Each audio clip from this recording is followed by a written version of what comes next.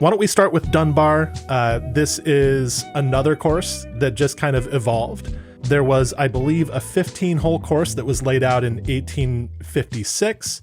Old Tom Morris came in and made some changes in the 1890s.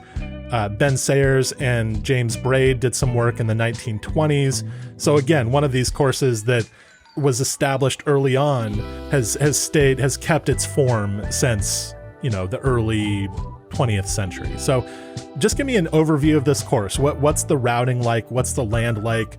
Where does it start? Where does it go? Where does it finish? The centerpiece of the course really is this wall. It's a big wall that's got like a doorway opening. And you start the round on the inside of the wall.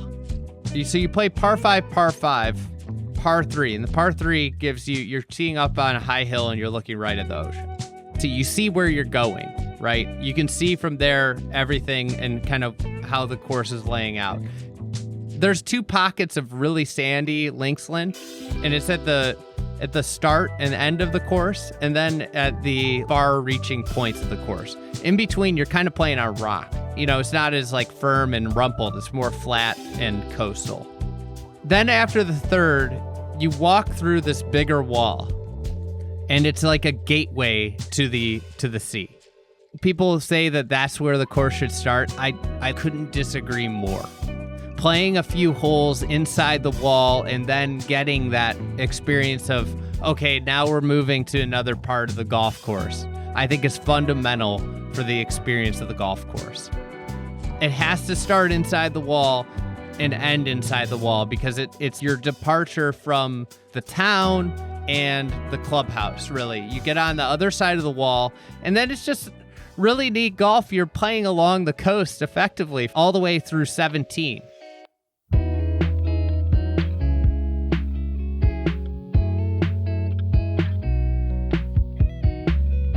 On the outward part, you're dealing with the wall, and it's really flat. So 4, 5, 6 are pretty flat holes. And then you get to 7, and you start to get a little rumple, and it starts to become more linksland. But what you're doing, you're playing the walls along the right side, so that's kind of your boundary, and everything relates that way. It's like great boundary golf. You get out on the ninth hole is one of the most spectacular par 5s I've ever played. I think in Scotland, a lot of the contours are a little bit more subdued. There's nothing subdued about this hole. You are playing up over a massive hill to get to this top landing area, and then you've got this spectacular view down to the green. It's a really long par 5.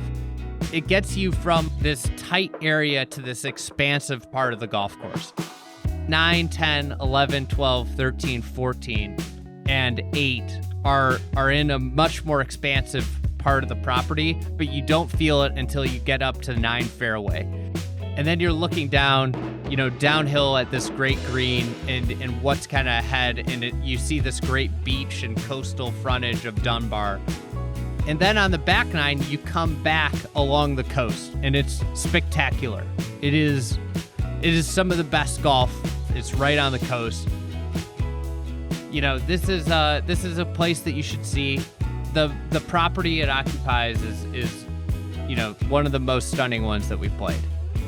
This is one of the big reasons why you should, if you're planning on multiple trips, you should center on areas, because this is a golf course that you should absolutely see. And if you're busy running around the country to get all over the place to see the open rota courses, this is one you won't see, and you'll miss out.